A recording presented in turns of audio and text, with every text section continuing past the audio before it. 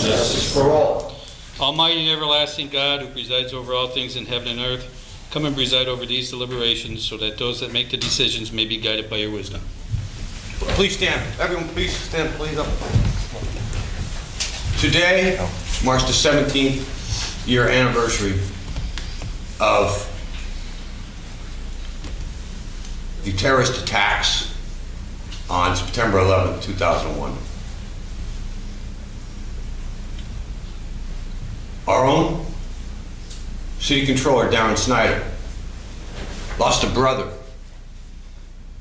on 9/11/01 in one of the Twin Towers. For him and for all of those lost that day, for their families, if we could have a moment of silence.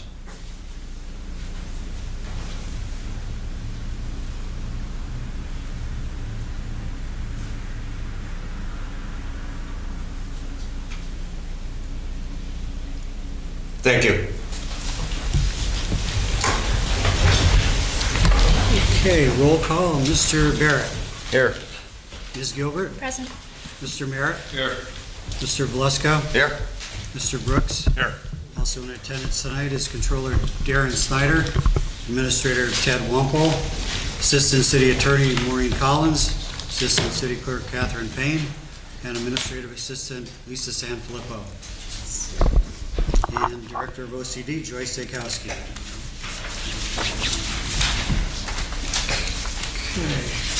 Good evening and welcome all. Tonight's meeting is a regular session of City Council. Please turn off all cell phones. According to the First Amendment, this meeting is a limited or designated public meeting, as all regular sessions of City Council are. The chairperson is the presiding officer of the meeting. As a City Council meeting, specific rules and procedures of council are followed. The list below are examples of important council rules. They are not intended to be a complete list. Adhere as closely as possible to the 5-minute speaker presentation time limit for all. All remarks shall be addressed to the council as a body and not to any individual member thereof. No persons are allowed to address the council from beyond the rail, except the speaker at the dais who has the floor. The chairperson shall preserve order and decorum, prevent attacks on personalities, or the impugning of members' motives. The chairman also shall determine all points of order. Persons authorized to be within the council rail, no person except city officers or the representatives shall be permitted within the rail in front of the council during any meeting without the express permission of the council. This is extremely important for safety's sake alone. Finally, in order to be heard by all here in attendance, as well as to be picked up by the microphones and recorders, when members of the administration are speaking, please stand up and speak into a microphone. Council will speak into their microphones at the table. Thank you. Does anyone from the public wish to comment on legislation pending before council tonight? Yes, John. John? John Toski, Almond Lane. I just want to know about this giving Butch signatory power for the improvements project reimbursement agreement. How much money would be available for him to sign off on, and why is it a problem to keep coming in front of the council with the resolutions for Wilkes? That's it. Yeah, there's no money involved with this. It's just to give them the authority, especially when they're working with the traffic signals. We could certainly have them come in front of council before every time there's an authorization, but that project then would take months instead of weeks. So this way it just allows us to get the project done quicker. No, and there's no money involved. There's no money involved. Okay. Thank you. Thank you. Anyone else on pending legislation? Thank you. Okay, then we'll go into the formal business.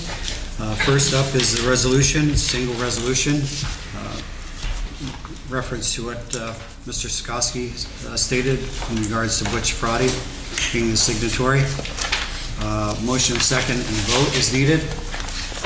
Motion. Mike Valeska Yes. and Mike Merritt.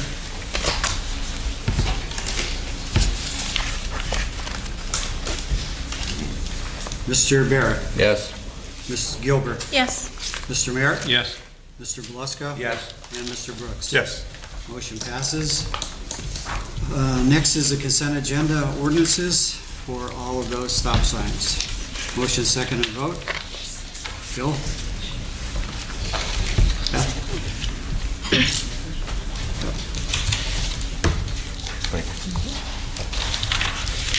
Mr. Barrett, Yes.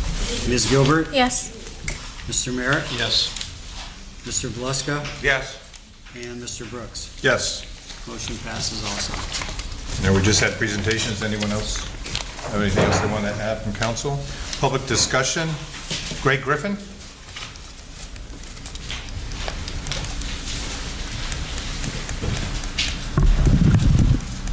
Hello, everyone. Evening. I brought some packets for the council. I'm going to be speaking tonight about the opioid crisis. I recently retired, so I've got some time on my hands, and I want to help. We're forming... I'll give him... We're forming a committee of primarily people who've lost people in the opioid crisis.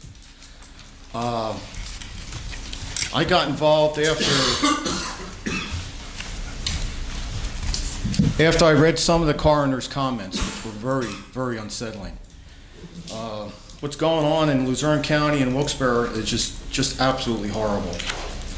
So I wanted to provide council with a packet that highlights the drug epidemic, which has killed 155 Luzerne County citizens last year.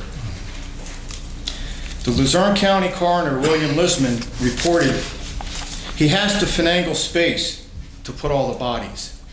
This is when I really wanted to get involved, because you really can't make this stuff up. He said that the death rate is 4 times higher here than New York City. The number of victims nearly doubled in 2016.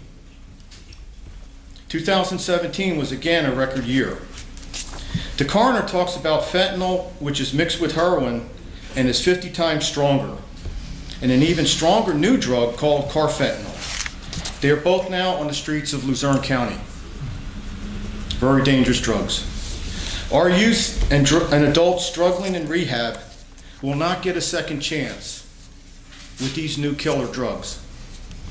The district attorney is starting to charge drug dealers with murder. So did we have 155 murders in Luzerne County last year? She says it's murder. Also in the packet, a father talks about losing his 16-year-old son to drugs. And then attending, you can't make this up either, 14 other funerals of his son's friends. He states they are dropping like flies. These are young people in our community dying. Fentanyl and carfentanil are heavily produced in China. China provides a tax rebate to encourage exports to the USA. The drugs are produced in 5,000 pharmacies and 160,000 factories. One plant alone produces 1 million fentanyl tablets a day. The drugs are transported from China, then to Mexico and Canada, and mixed with heroin. From Mexico and Canada, they are shipped to the USA, even by US mail. The US Postal Inspector says he needs more help to intercept the drugs. Luzerne County is 6th in the state for drug deaths.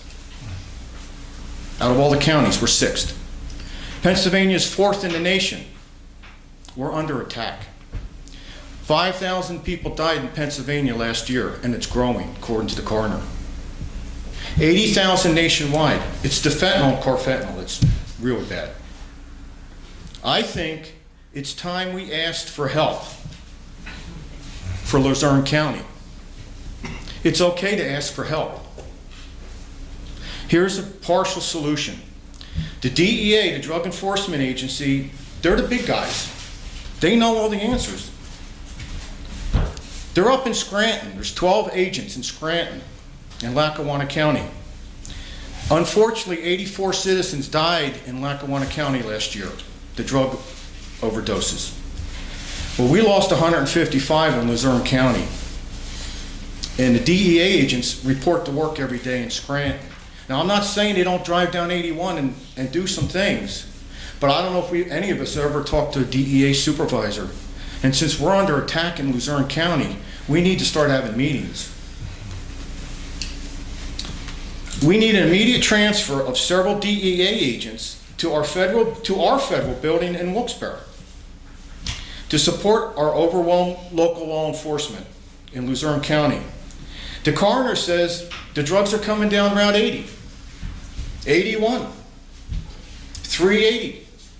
They're coming from Jersey, Philadelphia, New York. Route 81 goes right to Canada, and we know they're mixing it there. Who are these drug terrorists? They do not fear our local law enforcement.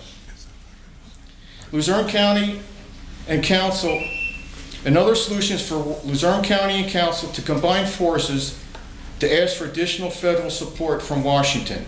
Support such as grants, funding for Luzerne County Drug Task Force, more assistant DAs and investigators. Every year the DA asks for more help and she's told to cut her budget.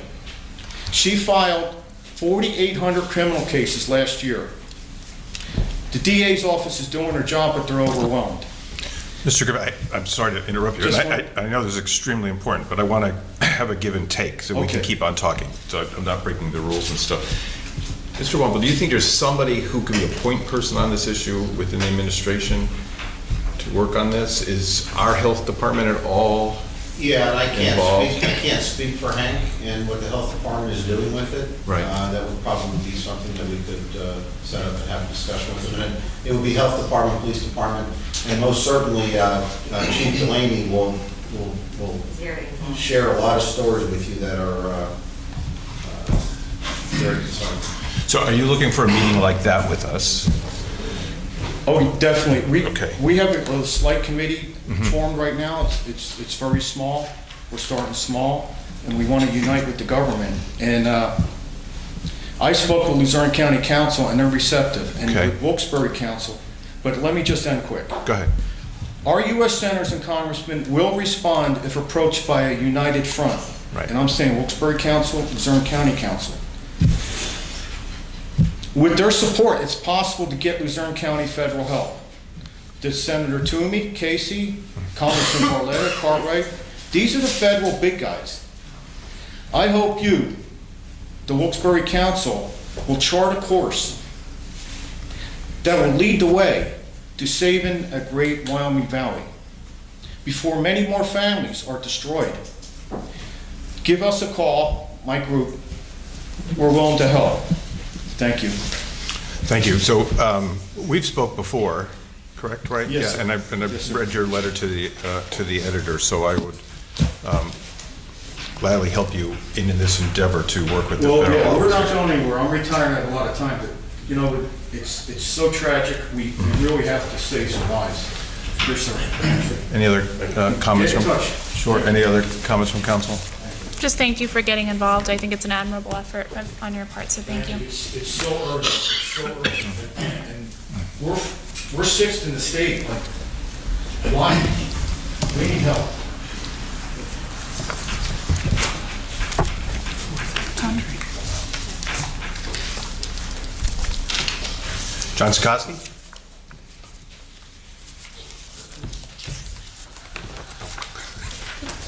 John Toski, Almond Lane. First thing I want to just say about that Jim Hayward hired, I mean, not that the mayor's here to answer for it, but I said, I questioned that hire, and the guy retired on us, and I guess he's going to be able to collect a pension. So next time that the city were saying we're broke, you know, you guys just gave away $18,000 a year or something like that, so I don't know what you guys are doing. My real issue is the fire department, but not what everybody else is concerned with. I witnessed the fire on Stanton Street a few weeks ago, and I seen it. When I seen it at 12, like 11:30 or 12 o'clock, just one building was on fire, and I went home, and I came back like 2 hours later to see it, and two buildings caught on fire, and I thought there's something wrong with that. But then I seen a newspaper article. The guy talked to me too when I was there talking to the residents around there, and it seemed that there was a blackout. The fire station on High Street was closed, according to the paper, and that the engine had to come all the way from Hollenbeck. So my question is, how many times are we having blackouts where fire department stations are being closed? And do we have any solutions? Because if there's not, we should be looking into an auxiliary fire department, some kind of volunteer system, because we can't have our buildings closed. Like that's a real issue. If that building was open, maybe that fire could have been contained to one house because it could have got there quicker. I'm reading from, or I'm talking about what the paper said, but I didn't see anybody from the city hall to dispute it. So I'd really like to know, how often does the city have blackouts at the fire department where stations are closed? And if this is a common thing, we really need to look into getting a volunteer fire department of some sorts, because we can't have fire stations closed. That's all I have. Thank you. Sure. John, I'm on the pension board, okay? And in relation to Jim Hayward's pension, our attorney, Carl Frank, lost my train of thought for a minute. Carl Frank has been an attorney here working with the city for many, many years. He does a very thorough job. He researched everything before it was brought before the pension board, and he made his recommendation before, again, it was taken to a vote. He said that under the circumstances, Jim Hayward was entitled to that pension, and basically we could not refuse it. No, I blame the hire. That's not your guys' fault. No, I just wanted to say that it wasn't the pension board. Oh, yeah, you guys got to operate by your rules. I understand that. Okay. Just wanted to be on record with that. Any comments about volunteer firemen and other things related to the fire department? Nobody has any answers on about stations, about blackouts at the fire department? Am I wrong or am I correct? Are there blackouts with the fire department where certain stations are closed? Yeah, I think they call them brownouts. Brownouts? I know it's happened periodically. I don't know the amount of times that it does happen. And again, it comes down to staffing.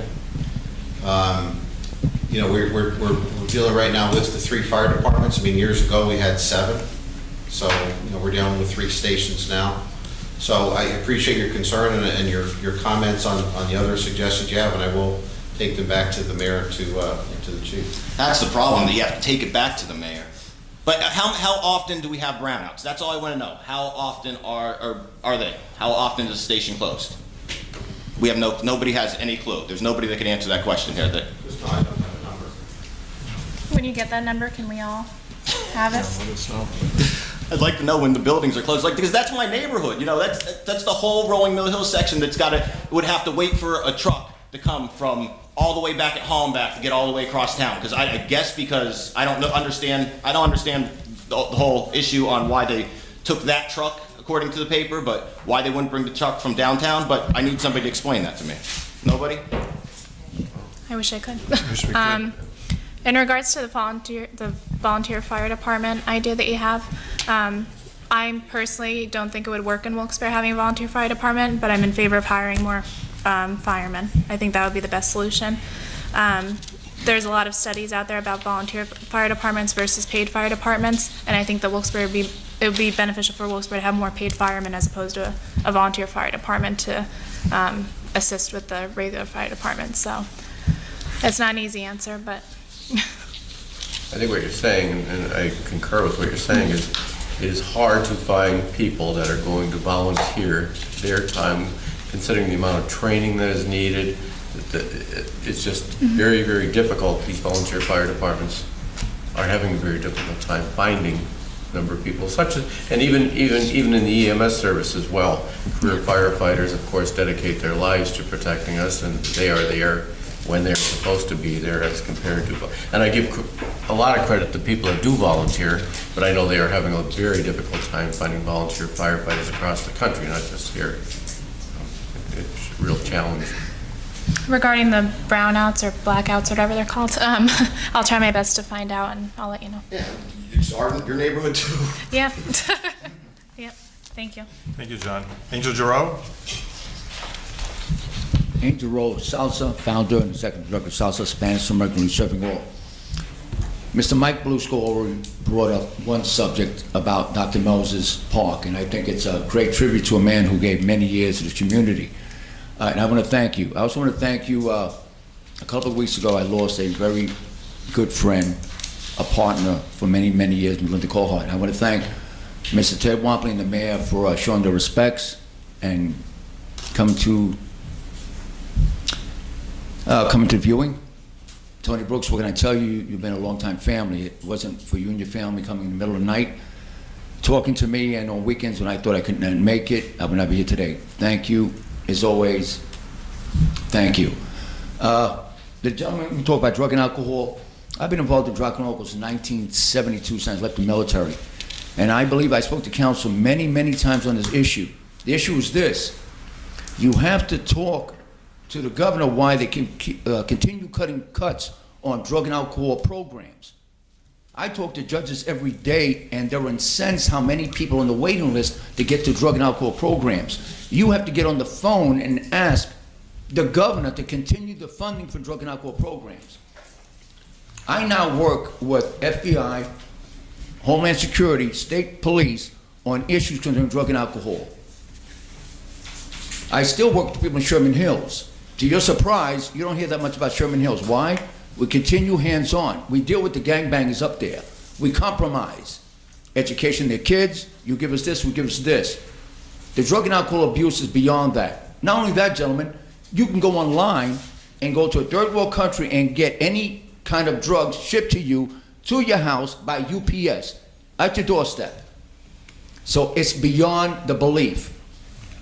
Until we also address the universities in this area that allow their students to go in areas they shouldn't be, and there should be something addressed to that. If somebody of the state, of the police stop a person up Sherman Hills, you're a college student, why are you there?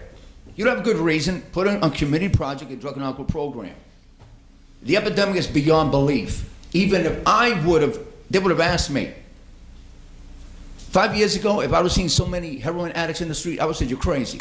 Take it from me, ladies and gentlemen, I'm not crazy. And it's beyond me. It's beyond me. And they're cutting this stuff, not with fentanyl. Believe me, if I want to get your business, I'm going to give you 90% pure to get you hooked, and that's what they're not doing. Understand, they have a program called the Goodie Bag. Goodie Bag is this. I go to university, high school, school. I make sure there's new students don't no-go. I get the purest dope, throw it in there, says who wants to try it. And you know how curious young men and women are? And they do it. It's called the Goodie Bag. It's been happening for years. So yeah, the drug and alcohol problem we have, sir, thank you. It's beyond epidemic. And the numbers is twice that. You understand, if you have a family who has well-to-do, they can doctor it how he died. Sometimes you can't tell a drug overdose if he's been drinking. So those numbers are even more than that. But again, until we get the government to put more money, until more police are given the equipment to deal with drug and alcohol, the problem with it, these guys are handcuffed. These guys are handcuffed. They have to have more tools that they can combat the drug and alcohol problem. And when I tell you, it's gotten to the point that it's affecting the way people live. Landlords are becoming more notorious of owning many of these facilities now people living in. Hear me, and I discussed this with Ted Wampley earlier. A lot of the people now buying property here are making sure they have these properties to get the people in their building, and guess what they have? They have well-to-do customers already in the building. That's what's happening under our umbrella, but I know we can fight this, but again, it takes people get together. Again, I will say this for the last thing. This weekend we'll have a diversity cultural parade, and I commend it, and I'm glad that was an idea I had years ago, but I will not take part in it. Again, until those same people who march in that parade will sit with the mayor, with the police chief, and elected officials, how we can come together, combat these problems, not only this, But other matters of community, to me, it's a farce. You can march all you want to. Until we come together and really talk as a community, combat the problems we have, the bad guy's gonna win. So yeah, I'm great with marching. I'm great that we're gonna show diversity. But take it from me.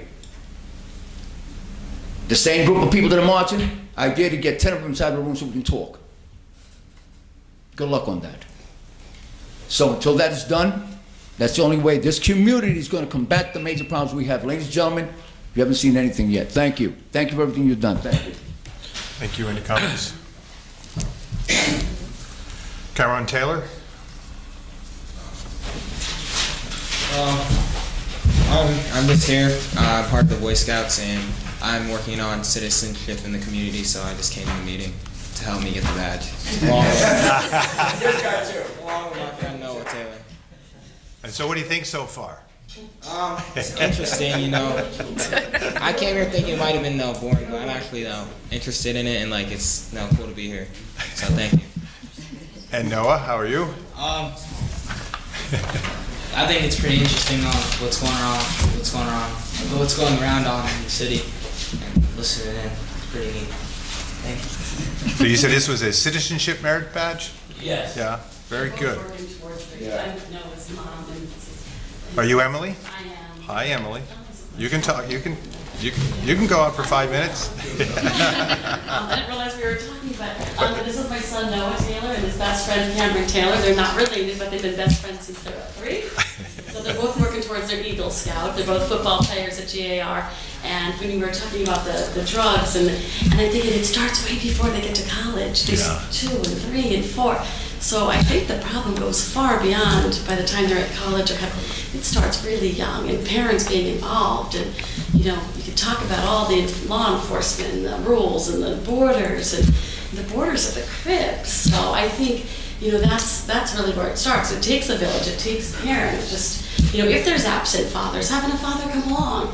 Sharing the fathers, sharing the families, because there's not much you could do. I honestly believe once they get to a certain age, that's it. So you really could have all the security and the armed system. These kids go through the metal detectors and they throw their footballs on the thing, and they stuck together. So Noah actually was in the, what is that called? It was the cop program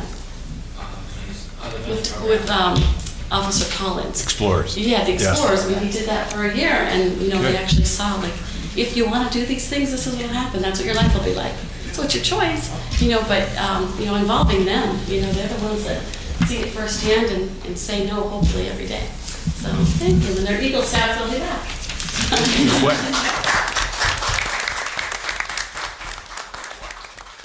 What troop are you guys with? 43. I commend you. It's a wonderful thing to do. And once you get to that, is it honor court, the ceremony when you get inducted, it's beautiful. So congratulations, guys. Tom Dombrowski.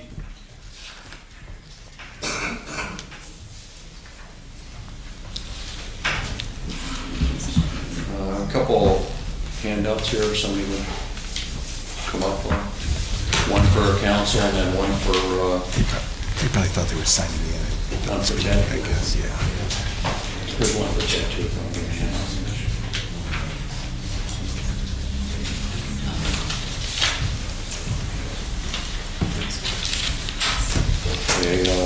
Should I just read it, pass it down? I have some financial recommendations I was going to try to pass on. If you succeeded at them, they could be almost $17 million here in the positive, so I would hope it's worth hearing. I have a 4-year degree in accounting from King's College, and no offense intended towards anyone else, but I don't think the mayor has one, I don't think Ted has one. I don't think any of the council members have a 4-year degree in accounting, and I know the finance director, Brett, for the city, he also does not. He has a degree in economics. In economics, as far as I can recall, when I was in college, is more about theory. Accounting is more about facts, the bottom line. So anyway, I'm speaking as somebody who has a 4-year degree in accounting. I saw maybe 10 days to 2 weeks ago in the Citizen's Voice with Steve, a possible 10-year parking lease with Guard Insurance at $45 per month per space, up to 1,000 spaces in the intermodal and parking lot central. for 10 years. And to me, that's the biggest no-brainer, I think, in history of the city. I mean, why would that, I mean, if that gets signed by the city first and brought to here to be approved by council, I mean, that's the simplest thing I've ever seen in my lifetime. You know, as far as should you sign it or not, of course you should, you know. I mean, that's $5.4 million maximum. If it maxed out at 1,000 parking spaces, maybe going up at 880, who knows. But I'm saying that's $5.4 million for the city. I have another $11 million idea too coming up after that. But is there any status on that report on that, Ted, as far as, is that getting any closer to being signed or?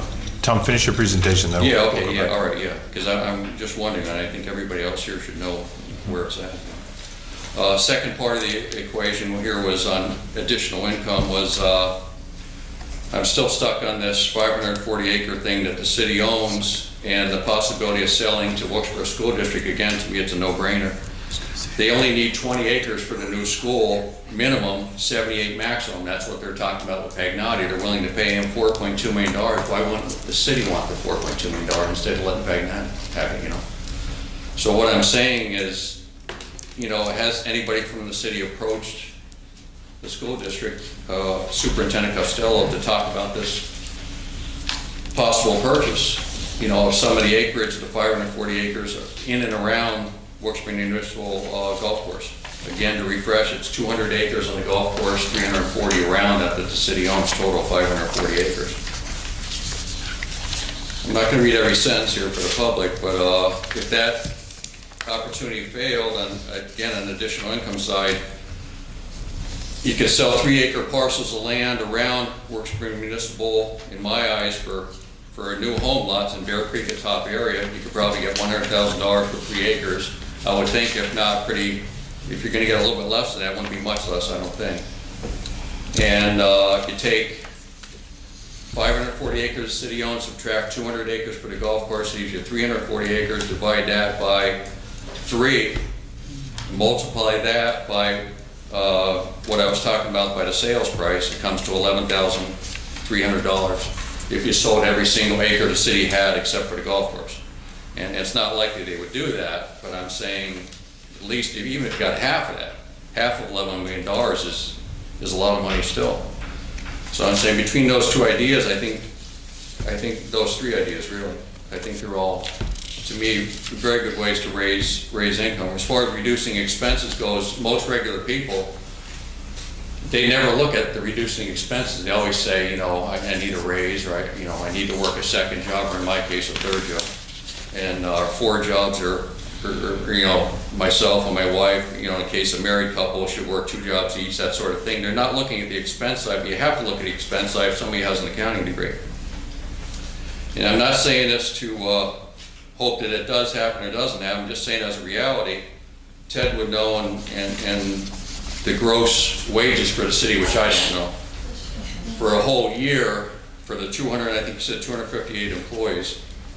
So if you took the gross wages for 258 and multiplied that by 3%, because that's what the upcoming 2019 agreed upon raise would be, and as a hypothetical, if there was no raise just for 1 year only, that would be a substantial savings. I just can't tell you what it is because I don't have the numbers, you know, for how much the 258 employees get paid.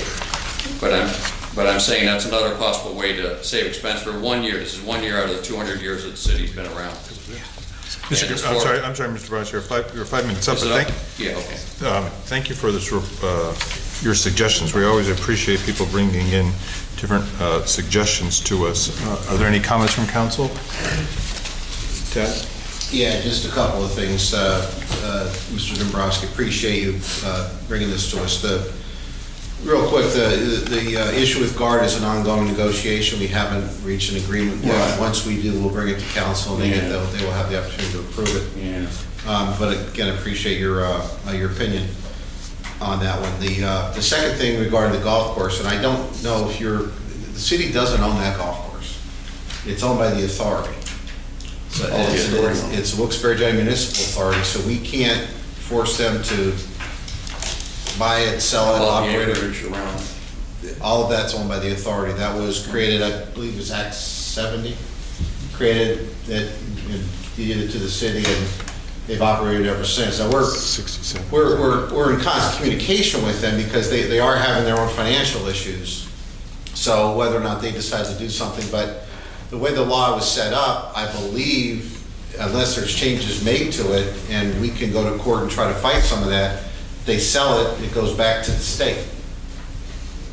If they sell it, it goes back. If they sell it, the way it sits right now, if they. No, I read up on that. The General Assembly approval is what you need. Your Pennsylvania General Assembly approve it to sell. You know, you need that approval to sell. And I'm not a lawyer, and I won't, Yeah. I respectfully disagree with you. We've done some background looking at with attorneys, and there are ways that we can try to go to court to try to break that, but that's a process in and of itself. So we're trying to work with the municipal authority with what they do, but we have no authority over them other than to make appointments to the board. But they are having issues and you know. The Wilkes-Barre Municipal Authority owns it. Right, and actually the land is in Bear Creek. No, I know it's in Bear Creek. So, and then as far as the, just real quick on the one item to touch on regarding the union, you know, 2 of the contracts have expired and are currently in the middle of negotiations. There's been no increase agreed to anybody for 2019. That's good. So far, yeah, that's good. Okay. Good, thank you, Mr. Dabrowski. Only one angel tonight.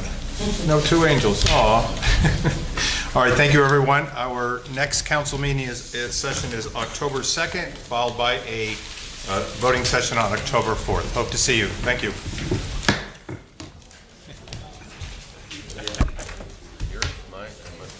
That's yours, I think. Mine? Yeah. Old news.